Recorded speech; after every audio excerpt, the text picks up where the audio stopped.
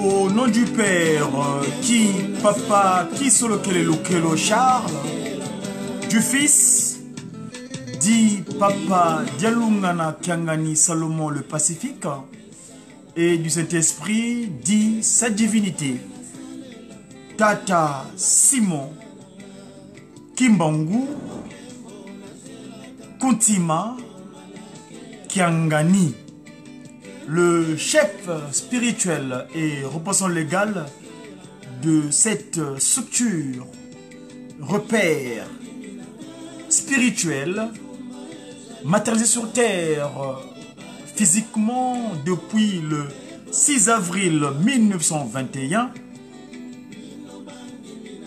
communément appelé EJCSK, l'Église de Jésus-Christ sur la terre, par son envoyé spécial Simon Kimbangu.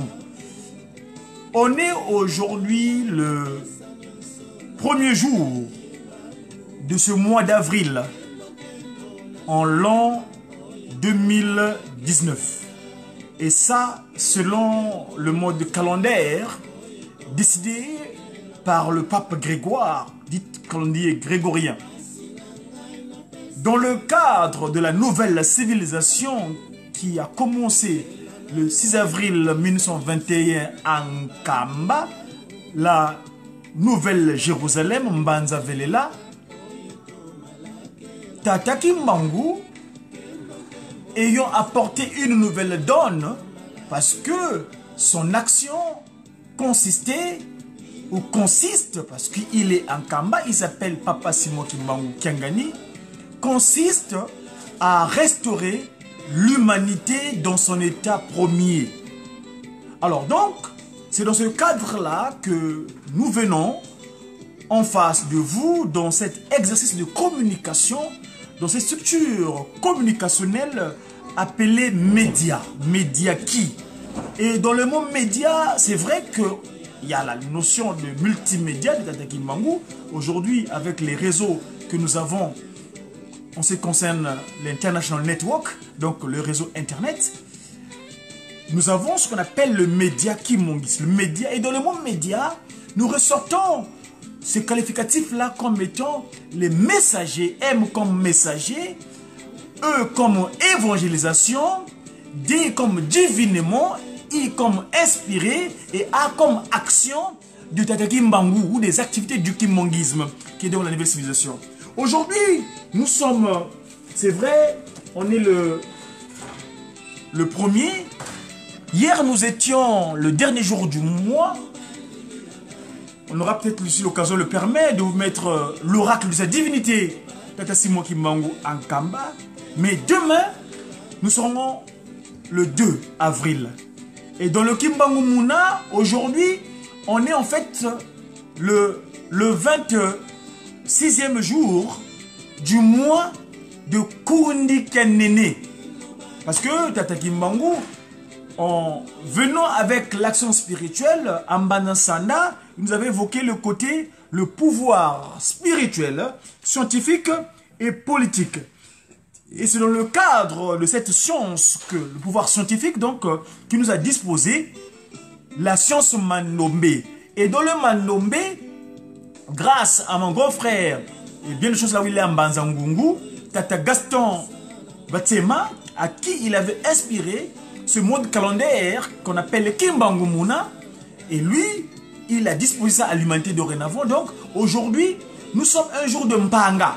Si dans le cadre du 1/4, tel que les Occidentaux nous ont disposé cela à travers l'humanité, on est lundi, c'est-à-dire ils font de ce qu'on appelle l'astrologie, les signes zodiacales. Ils ont observé les astres, ils ont donné donc le jour de la semaine étant lundi, donc Lunes Day, mardi Marcus Day, donc Mars, mercredi Mercure, jeudi Jovis, Jupiter, et vendredi Vénus, et samedi Saturne. Mais nous, Tata Kimbangu, dans le Kimbangu Muna, les jours de la semaine, nous disons le premier jour, le jour de Mpanga.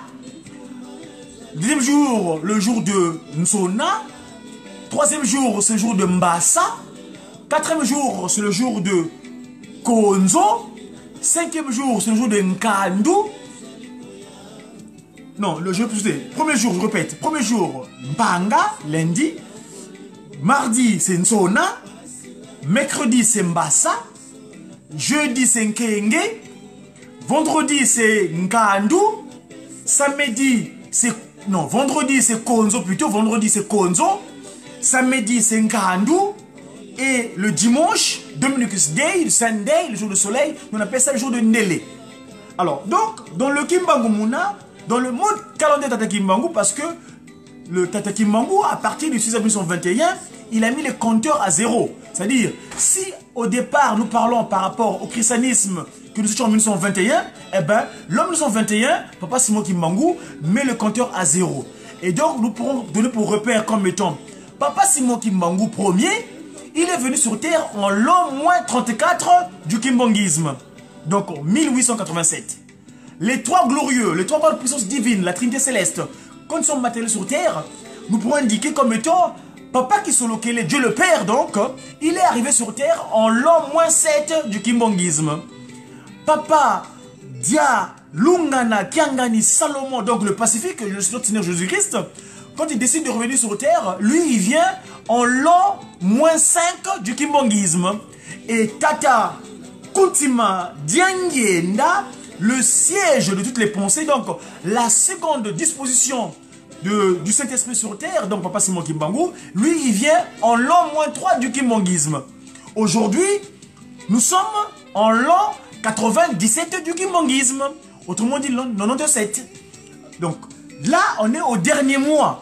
Parce que dans le Kimbangu Muna, le mois où nous sommes, c'est le mois que nous appelons le mois de Kundikanene. Kundikanene, c'est le dernier mois de l'année dans le kimbanguisme. Et le 6 avril prochain, nous allons commencer le nouvel an. Hein, c'est le nouvel année 98. Autrement dit, l'année 98 du kimbanguisme. Donc, le 6 avril, nous serons le premier jour de Kintombo. Kintombo, nous le premier mois de l'année, on appelle le mois de Kintombo. Donc, mes chers amis, avant d'arriver, donc le dernier mois où nous sommes de Kundikanene, nous avons connu plein d'événements. Et là, le dernier événement, c'est l'événement qui a consisté en date du 25 mars, le corps de l'esprit de vérité, le Kimbangu premier, c'est-à-dire le corps du jeune homme de 34 ans qui avait secoué l'impérialisme. Le jeune homme de 34 ans en 1921, parce que Papa Simon Kimbangu, quand il commence au ministère, c'est un jeune homme de 34 ans. Il a secoué la coalition internationale. Toutes ces pratiques qui étaient parties de l'Ouest pour venir chercher dans le Midi, donc dans le Congo central, où se trouvaient les grands secrets spirituels. Parce que l'étoile qui poursuivait, c'était Luenda la Yuvula et Mukongo. Luenda la Yuvula et Mukongo. Nzambi wa songa lembo tete yeti songa ntemo munza. Bena kuntiza mputu bawidi bimangu bimwanekene munsi ya Kongo. Beno luvwidi entie lwakini kwa yungana. Tata kudinga lekoko kuzulu bibangu binene bimwonekeneko. Nzambi wa songa lembo tete yeti songa ntemo munza. Bena kuntiza mputu bawidi bimangu bimwanekene munsi ya Kongo. Beno luvwidi entie lwakini ke yungana. Donc les Occidentaux, plus précisément monsieur Allais, l'étoile d'Allais, c'est un astrologue, un physicien qui avait observé les astres, qui avait remarqué au cœur de l'humanité, dans le Ntimanti, une étoile s'était arrêtée dans la voûte céleste. Eh bien, il y a un pays au cœur de l'Afrique, au-dessus duquel brillent les étoiles, signe de la présence divine sur son sol. Ce pays, c'est le Congo. Il y a un pays au cœur de l'Afrique, au-dessus duquel brillent les étoiles, signe de la présence divine sur son sol. Ce pays, c'est le Congo. Nkamba, Jérusalem, terre d'opulence. Donc, c'est là où la voûte céleste, en concrétisant la prophétie de 1910, plus précisément le 4 septembre, que l'étoile s'est posée. Et c'est là où le jeune homme de 34 ans, Tata Kimbangu Ier, avait secoué la coalition internationale, représentée par le Portugal dans sa tête du Congo, par la Belgique dans l'abdomen du Congo et les Français dans les pieds du Congo. Quand je parle du Congo, je fais les autres Tata Kimbangu, le K. C'est pourquoi je l'appelle l'homme 3K, l'homme divin 3K. Kimbangu, Kontima, Kiangani. Parce que Tata Kimbangu est disposé en trois. La tête est à Yayakanda, donc l'Angola, Mbanza Congo, où nous sommes partis tous. L'abdomen qui est la RD Congo, le royaume divin Congo, RD Congo. Et les pieds qu'on appelle le Congo français, Mbanza Kimbangu, ex-Brazzaville. Parce que j'aime pas le terme maçonnique, excusez-moi. Bref, c'en est ainsi. Et donc le jeune de 34 ans fut arrêté, appréhendé comme un petit gibier et déporté à des kilomètres. Mais c'était un dessein. Parce que quand il arrive là-bas, dans le Lubumbashi, c'est pas Lubumbashi, hein, c'est Lubumbashi, là où il est allé garder son terroir. Parce que si je vous décris le parcours qu'il avait, parcouru, pour ne pas me répéter, je vais vous le montrer, je vais vous l'illustrer. Et cela a été conçu par mes confrères qui ont travaillé là-dessus pendant la conférence internationale de Tata Simon Kimbangu. Vous remarquerez le parcours que l'esprit de vérité a suivi. Je vais vous mettre ça ensemble pour voir un petit peu qu'est-ce que l'on est. Ici donc, Tata Kimbangu fait un parcours concernant sa disposition. Regardez. Tata Kimbangu, il est appréhendé là, en Kamba. Le parcours rouge, c'est le passage. Là où il fait, comme on dit à Lingala, à Lingaki Congo. C'est-à-dire il avait lié. Hein, vous voyez le parcours qu'il fait? Donc, il est là. Tout ce parcours-là, en rouge, c'est la difficulté. Donc le sang, la souffrance. Et là, quand il fait ce parcours-là, c'est avec les Ngolé, les relégués. 37 000 familles furent déportées pour cela. Et il vient se mettre ici en prison pendant 30 ans. À Lubumbashi. C'est pas Lubumbashi, non. Lubumbashi. Sa divinité, Papa Simon Kimbangu Kiangani, nous l'a précisé lors des festivités marquant le 90 ans de sa prison à Mbanza-Ngungu, où il avait dit fini la régression métaphysique. Hein? 3/4 y assure. Voyez-vous, donc, et après avoir resté 9 ans sous sol, et d'ailleurs le chiffre 9, parce que si vous regardez sa chambre dortoir, qui est donc le Congo démocratique, en fait j'aime pas le démocratique, mais le Congo D, comme qui dirait, l'abdomen, et c'est le seul pays au monde qui est bordé de 9 frontières. Vous avez ici, si je fais le sens contraire de l'horloge, je commence par le RC, la République du Congo 1, le Congo Angola, donc là c'est ses pieds, là c'est sa tête, et là c'est l'abdomen.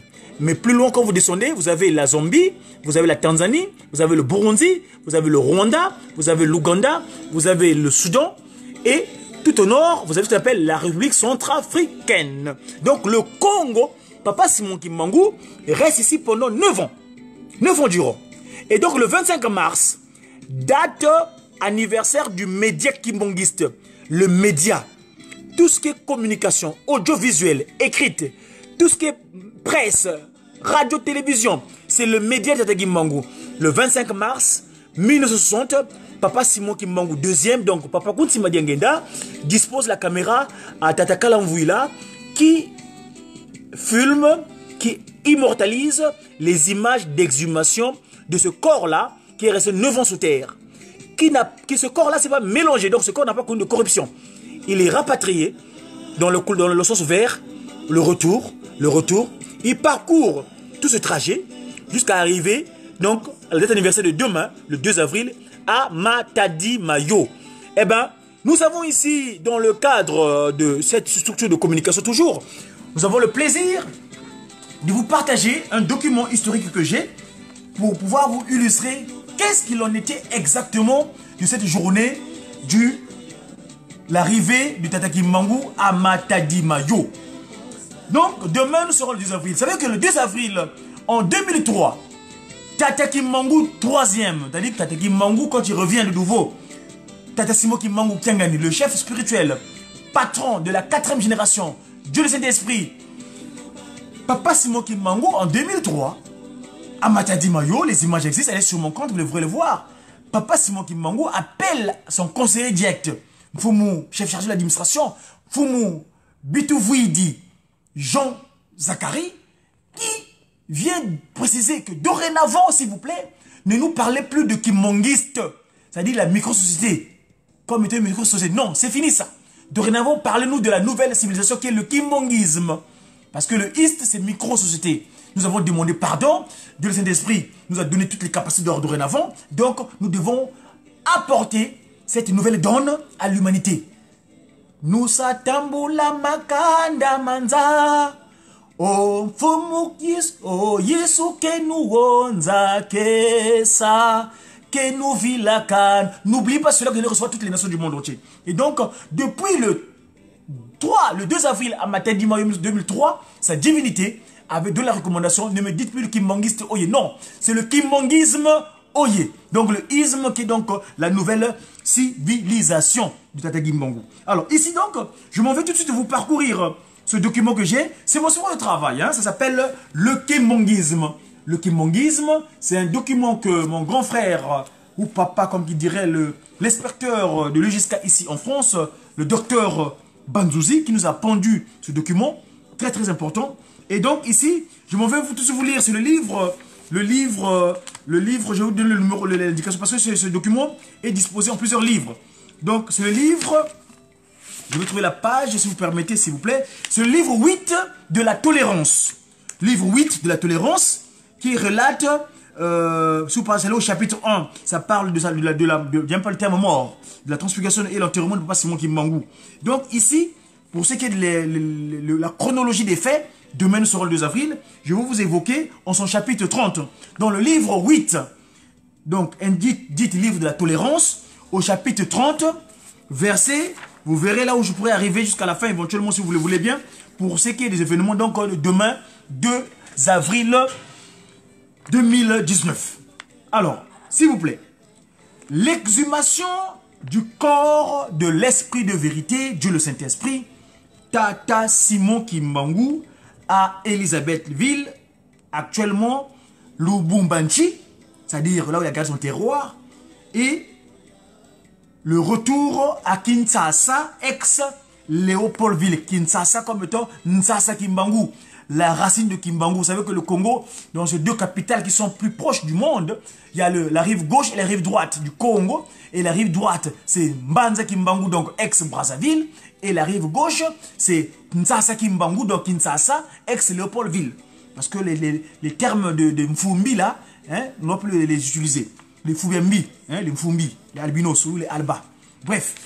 Alors, donc, au chapitre 30, je disais, donc, je vais lire, le mercredi 9 mars 1960, la délégation chargée de ramener le corps de Papa Simon Kimbangu quitta Léopoldville par bateau avec un cercueil pour Elisabethville. Un long périple de 2000 km. Elle était composée de 12 personnes dont les noms suivent.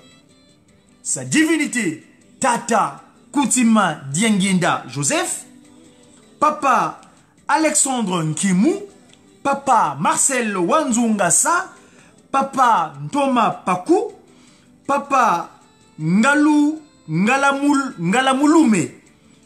Papa Gaston Zembo, Papa Bernard Luntadila, Papa Ditomene, Papa Simon-Pierre Ntimanga, Papa Sébastien Moussitou, Papa Pedro Mayaya et Papa Jean Kalamvouila, donc notre collègue, notre confrère de la communication, parce qu'il était le premier à tenir la caméra dans le média. C'est notre le média, celui, notre ancêtre dans le média kimonguiste, le média qui.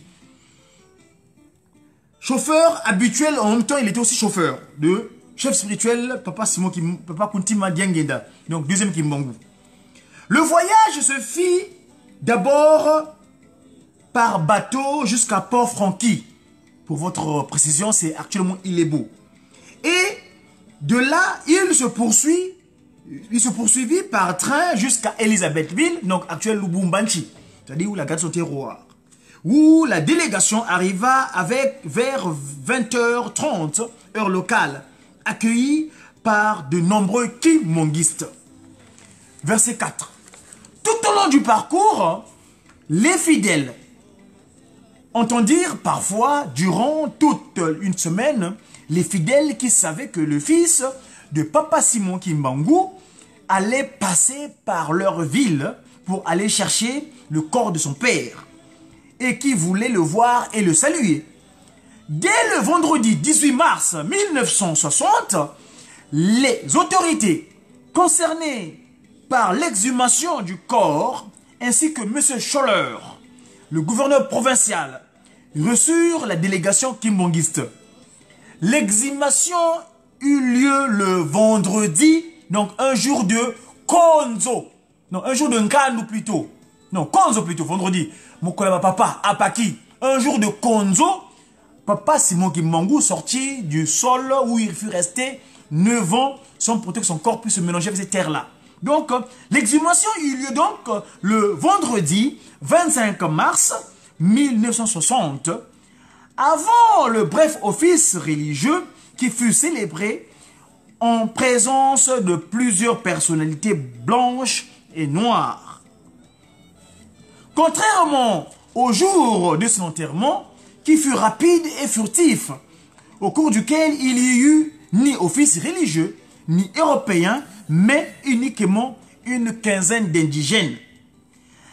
La force publique qui l'avait traqué, frappé, emprisonné, était présente ce jour-là pour lui rendre hommage. Le cercueil, ce jour-là, pour lui rendre hommage, le cercueil qui renfermait le corps de Papa Simon Kimbangu fut déterré et ouvert. Une grande surprise attendit l'assistance. Malgré les 9 années passées sous terre, le corps de l'esprit de vérité, Tata Kimbangu Ier, était resté intact. Il ne montrait aucun signe de décomposition. Bien qu'il ne fût pas soumis à un embaumement, le visage de Papa Simon Kimbangu était serein. L'œil gauche fermé, l'œil droit ouvert. Comme cela avait été lors de son enterrement. C'est comme s'il venait à peine de rendre l'âme. Verset 10. À la vue de ce corps intact, l'un des Européens, donc Mfumbi, l'un des Mfumbi, donc l'un des albinos qui était présent, Alba, donc blanc, s'empressa de prélever un morceau de la terre d'où avait été retirée cette sépulture divine. Cette sépulture divine, le corps fut mis dans un nouveau cercueil métallique fabriqué par Papa Mebeza Luvanga, que la délégation avait amené de Léopoldville, donc Kinshasa actuel, et de nouveaux draps furent ajoutés. L'État colonial avait mis un service d'ordre tout au long de l'itinéraire qui devait précéder, tout au long de l'itinéraire qui devait emprunter le cortège, lequel cortège quitta le cimetière de Sapin, à l'époque on l'appelait, précédé par des motards de la police militaire. Le même jour, les délégués et leurs nobles compagnons quittèrent Elisabethville par train jusqu'à Port-Franqui, donc il est beau. De cette ville, ils prirent le bateau jusqu'à Mukenzi, où le bateau fit une escale d'un jour avant de partir pour Léopoldville. Qu'est-ce qui s'est passé à Mukenzi?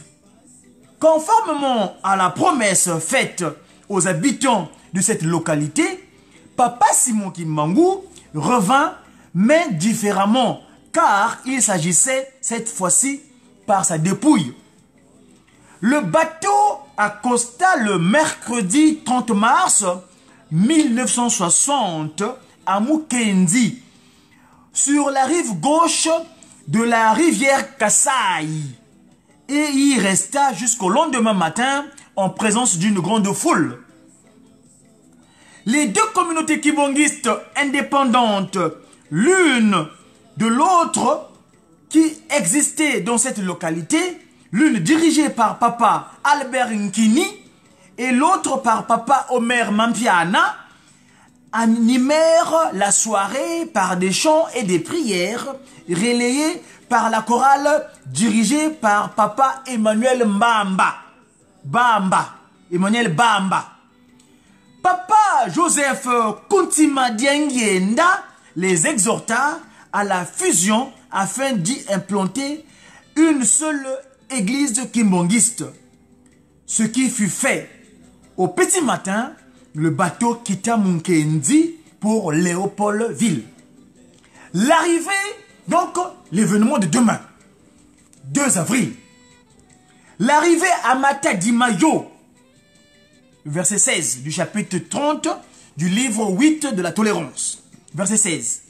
Auparavant, les membres de la commission qui n'avaient pas fait le voyage à Elisabethville se trouvaient régulièrement au domicile de Papa Nkalambote, situé au croisement des avenues Oshwe et Gambela, afin de parfaire les préparatifs. Ils avaient ainsi décidé, grâce à des cotisations de 1000 francs belges par personne, d'acheter une voiture et un camion neuf pour la circonstance. Le camion fut remis à Papa Pierre Bicou, chauffeur à la société SEDEC. Pour cette raison, il fut aussitôt licencié le 21 mars 1960 par cette société. Vous voyez où les sacrifices de ce papa-là qui ont vécu, ont connu. Ce camion qui fut appelé Zunganissa fut ensuite introduit chez Papa Louvanga pour lui installer une carrosserie dans laquelle allait voyager l'illustre cercueil. Verset 18. Le bateau transportant le corps de Papa Simon Kimbangu accosta au port de Léopoldville le samedi 2 avril 1960 à 10 h, heure locale du fleuve Congo, donc de 2 rives, donc Kinshasa, comme Mbanza Kimbangu, la rive droite. Était présent pour l'accueillir Dieu le Père, Tata Kisolokele Charles Lukelo, Dieu le Fils, Tata Dialungana Kangani Salomon le Pacifique. Donc Salomon veut dire le Pacifique, notre Seigneur Jésus-Christ. Et le premier chef d'État de la jeune République qui allait prendre l'indépendance quelques mois plus tard, Monsieur Joseph Kasavubu et Monsieur Mwanda Vital, entouré de plusieurs autres personnalités et des autres membres, de nombreux kimungistes. La sécurité des personnalités présentes et des opérations étaient assurées par les surveillants kimbongistes et la force publique. Verset 21. À l'aide d'une grue, le cercueil fut lentement hissé hors du bateau et déposé à l'école technique professionnelle de l'Otraco. Ce fut même le Wallon Henri Vonzon, maître des ouvriers du port, qui fut le premier à se précipiter vers le cercueil pour le toucher. Donc, M. Vazon, Henri, avait cette chance-là, c'est un Wallon, qui ne soit que le Wanga. Parce que le Wallonie, leur emblème, c'est le coq. Après la locution de circonstances prononcée par le président Joseph Kasavubu, Papa André Wete, Papa Samuel Walomboa, Papa Thomas Wete, Papa Alphonse Wutawaku plutôt, Papa Michel Lukaou, Papa Stéphane Sambiakou prirent place dans le camion à côté du corps du Saint-Esprit, Tata Kimbangu Ier. Dans la cabine du chauffeur, Papa Pierre Bikou, se trouvait Maman Massala, Papa Alphonse Kinyou Kantia Bamfumu, le beau-père de Dieu le Père, Tata Kisolo Kele Lukelo Charles, les trois enfants de Tata Kimbangu, donc la Trinité Céleste, Dieu le Père, Papa Kisolo Kele, Papa Delungana Kiangani, le Seigneur Jésus-Christ et le Saint-Esprit, dans sa seconde disposition, Papa Koutima Diangenda, s'installèrent dans la voiture qui suivait le corbillard. Escorté par les motards de la force publique. Qui l'eût cru, mes chers amis? Le convoi parti du port passa par le boulevard du 30 juin jusqu'au rond-point des victimes de la rébellion à Bandal, puis il prit la route de Selembao en passant par l'IPN jusqu'à Matadi-Mayo.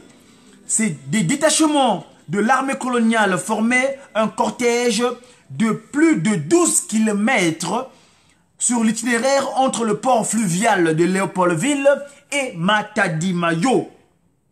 Une foule immense s'était placée sur le passage de l'envoyé du Christ pour le saluer et l'acclamer, pour lui exprimer la reconnaissance de tout un peuple pour cette œuvre et ce sacrifice qu'il avait accompli.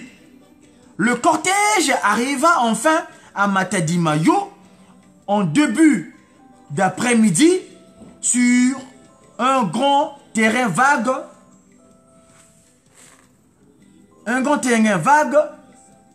aménagé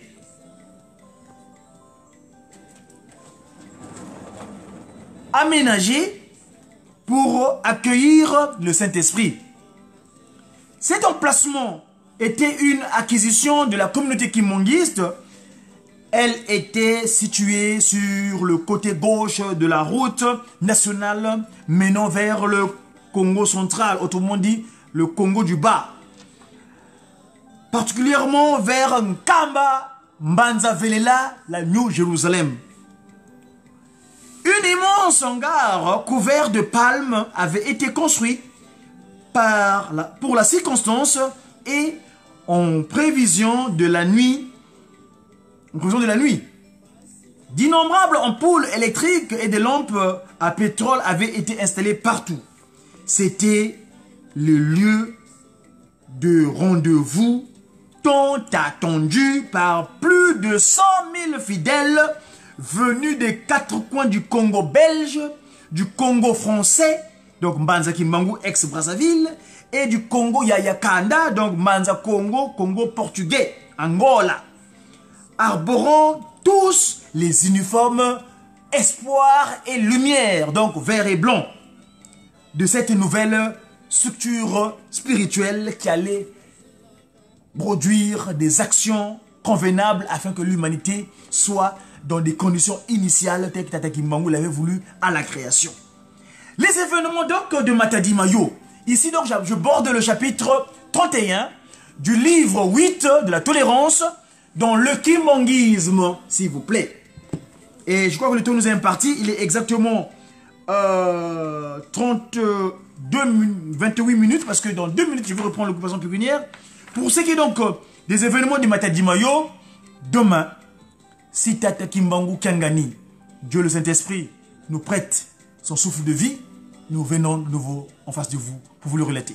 C'était le Mediaki de ce jour, 1er avril, l'an 2019, autrement dit, 26e jour du mois de Kundi Kendene en l'an 97. J'ai qui, mes chers amis, nous avons le plaisir, tant le baka, et beto bien, et beto, tozana nzame na biso, c'est nous. Hein? Bana batata Kimbangu Kiangani. Et beto bien, et beto bien, tonaye tata Kimbangu Kuntima Kiangani. Mes chers amis, merci une fois de plus. Je vous dis au revoir et à demain. J'ai qui? J'ai sa divinité. Tata Kimbangu Kuntima Kiangani. Mwanda Ludi Wavelela. Kwa tulendo.